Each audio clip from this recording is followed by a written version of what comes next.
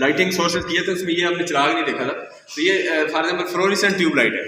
तो अब fluorescent tube light है, इसके अंदर फिनोमेना क्या है कि आपने सप्लाई दी यहाँ से, एक लाइव आ रही है और एक न्यूट्रल है। ये सप्लाई यहाँ से इसके पॉइंट बाहर निकाल दी है।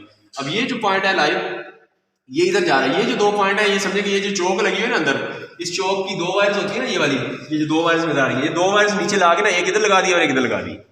अब क्या हुआ है कि यहाँ से सप्लाई गई, इधर गई, इसका मतलब है कि चौक में गई, चौक से दूसरे पॉइंट पे यहाँ आ गई। अब इसके बाद आपने क्या किया, यहाँ से सप्लाई गई इधर। ये क्या चीज़ है, ये जो आपके इधर दो इलेक्ट्रोड लगे हुए ना, ये रॉड होता है, इसके आगे दो चीज़ें होती हैं, वो आगे अंदर दो कनेक्शन होते हैं। वो दो जो ये वाला इलेक्ट्रोड है, इसके दो पॉइंट होते हैं। एक पॉइंट यहाँ लगा दिया है और दूसरा इसका पॉइंट यहाँ लगा हुआ है इंटरनली, ठीक है। अच्छा, एक पॉइंट, इसका मतलब सप्लाई इधर से आई, फेज चौक से होके आई, चौक से इधर आई, इधर से होती हुई फिर इलेक्ट्रोड में गई, इलेक्ट्रोड से होके दोबारा दूसरे पॉइंट से यहाँ आ गई। अब इससे यहाँ से आगे ये स्टार्टर लगा हुआ है। स्टार्टर के अंदर जो है आपका,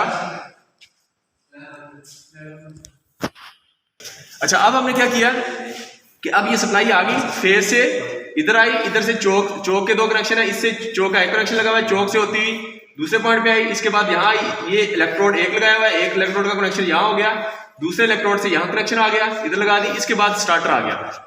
अब स्टार्टर के दो पॉइंट्स हैं, एक इधर एक इधर, इसमें अंदर एक कैपेसिटर भी होता है। इसके अंदर आप देखें तो ये आपको कैपेसिटर नजर आ रहा है, वो भी पैरेलल में लगा हुआ है, और बड़ा सारा पीछे लैंप नजर आ रहा है, जिसको मैंने कहा था नियॉन लैंप, जिसके अंदर नियॉन गैस होती है लैंप, जिसके अंदर एक मूविंग कंटेक्ट होता है और फिक्स कंटेक्ट जो मैंने आपको बताया था, ये पैरेलल में लगे हुए हैं, ठीक है।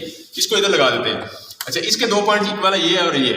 अब सप्लाई यहाँ आई, स्टार्टर से होती हुई इधर आई, ये वाला पॉइंट, ये जो इसके अंदर दो इलेक्ट्रोड है, उसका एक पॉइंट इधर लगा हुआ है, दूसरा इधर है। इससे इलेक्ट्रोड में आई, इलेक्ट्रोड से दूसरे पॉइंट पे आई, यहाँ से न्यूट्रल आई और वापस सर्किट कंप्लीट हो गया, सही है।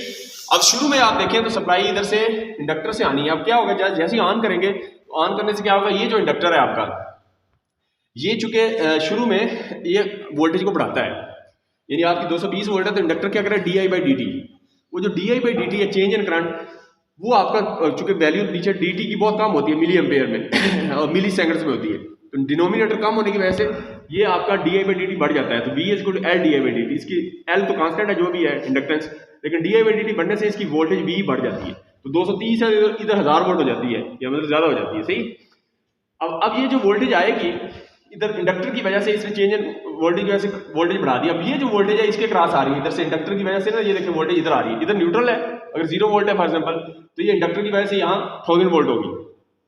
अब इनके क्रॉस जो है वोल्टेज बढ़ गई है, लेकिन अब इसके अंदर क्या है, इस ट्यूब के अंदर आर्गन गैस है और मर्करी वेपर्स हैं, और इस लैंप के अंदर जो नियॉन लैंप है, जो कि शुरू में ओपन होता है, उसके अंदर नियॉन गैस है। अब नियॉन गैस को ज्यादा पोटेंशियल चाहिए आयनाइज होने के लिए, आर्गन गैस को कम चाहिए। नियॉन, आर्गन, क्रिप्टॉन, ज़ीनॉन, पहली कौन सी, हीलियम, नियॉन, क्रिप्टॉन, आर्गन, इस तरतीब से है। हीलियम को सबसे ज्यादा चाहिए, हीलियम, नियॉन को उससे मतलब ज्यादा पोटेंशियल चाहिए, लेकिन उसके कम होता जाएगा। आर्गन को कम पोटेंशियल, यानी अगर 1000 वोल्ट पे दोनों गैसेस को आयनाइजेशन पोटेंशियल है, तो आर्गन पहले आयनाइज हो जाएगी, समझ आ।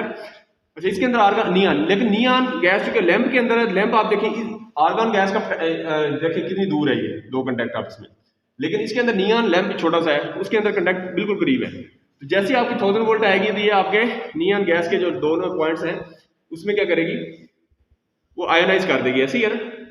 आप मल्टीमीटर भी ले अंदर, तो वो अंदर से मल्टीमीटर लाइन की वोल्टेज चेक करेंगे जरा, शुरू में कितनी आती है, टेस्ट करते हैं।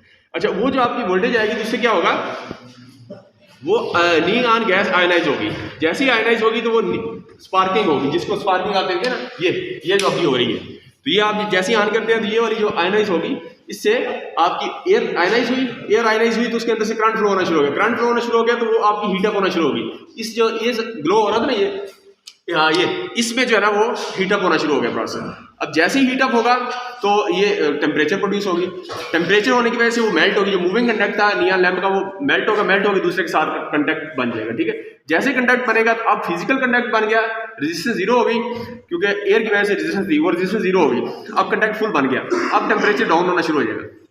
एक पॉइंट आएगा कि ये अब सर्किट इस तरह बन गया, लाइन से गई, इंडक्टर से होती हुई, स्टार्टर से हुई, इलेक्ट्रोड से होती हुई, वापस ये सर्किट कंप्लीट हो गया। अच्छा, जैसे ही वो आपका ठंडा होना शुरू होगा, कूल डाउन होगा, वो स्टिक दोबारा एक पॉइंट आएगा कि डिस्कनेक्ट हो। जैसे ही डिस्कनेक्ट हुई, इस इंटरप्शन को इस इंडक्टर ने ऑब्जर्व किया, क्योंकि ये चेंज इन करंट को अपोज करता है। अब ये इंडक्टर वो जो चेंज इन करंट हुआ है di/dt, उसकी वजह से आपका ये जो इंटरप्ट हुआ करंट को, अचानक उस ने इंटरप्ट किया है तो इसने हाई वोल्टेज जनरेट कर दी। अब इसकी वोल्टेज, हाई वोल्टेज जब जनरेट होगी, वो हाई वोल्टेज क्या करेगी कि वो इतनी वोल्ट, पहले अगर 1000 वोल्ट थी फॉर एग्जांपल, अब 1500 वोल्ट जनरेट होगी। अब 1500 वोल्ट इन दो के क्रॉस इधर भी आ रही है, इधर भी आ रही है, लेकिन इसके नियॉन लैंप को आयनाइज करने से पहले वो 1500 वोल्ट इतनी सफिशिएंट थी कि इसकी आर्गन गैस को भी आयनाइज कर देती। उसने जब आयनाइज किया तो उसके बाद ये क्या ना कि आपकी ग्लो होगी, इसके आयनाइजेशन, ये पाथ मुकम्मल हुआ, ये ग्लो होगी। जैसे ही ग्लो होगी तो ये पाथ देखें लाइव से, जो इधर से इंडक्टर से इधर से होके जा रहा था, वो आपका इधर से होता हुआ, इंडक्टर से होता हुआ, इस रॉड के अंदर से होता हुआ वापस चला जाएगा। उसके बाद ये सर्किट डिस्कनेक्ट हो जाएगा। उसके बाद आप इसको उतार भी दें तो उतर जाएगी। फॉर एग्जाम्पल ये देखें, ऑन किया हुआ, ये देखें ऑन हुई तो अब आप इसको उतार भी दें तो चलती रहेगी। लेकिन आप ऑफ कर दें फिर ऑन करें तो नहीं चलेगी, फिर ये वाला प्रोसेस वो रिपीट करना पड़ेगा। फिर आप लगाएंगे, ये देखें लगाएंगे तो फिर चलेगी। सही है, ये देखिए ये ज्यादा टाइम क्यों ले रही है, ये देखें, ये अब वो उसको उतनी वोल्टेज नहीं मिल रही, वो जो आपकी वेव फॉर्म बन रही है, ये देखिए आप दोनों, तो ये भी होता है वो वेव। इसकी रीजन भी मैंने पॉसिबल रीजन एक बताई थी कि वेव फॉर्म में 90 डिग्री पे ट्रिगर होगी तो मैक्सिमम वोल्टेज होगी, तो वो 90 डिग्री पे ट्रिगर होने के लिए देखें वेव फॉर्म कितनी 50 हर्ट्ज फ्रीक्वेंसी है, 50 हर्ट्ज 50 हर्ट्ज, तो कितनी तेजी से, तो वो 90 डिग्री पे जैसी होगी तो ग्लो हो जाएगी। उससे पहले ब्लिंक कर रही थी, सही है, ब्लिंक कर रही थी, ये थी। अच्छा एक काम और भी कर सकते हैं, फायदा में इसको उतार दिया, जब बंद किया तो नहीं चली।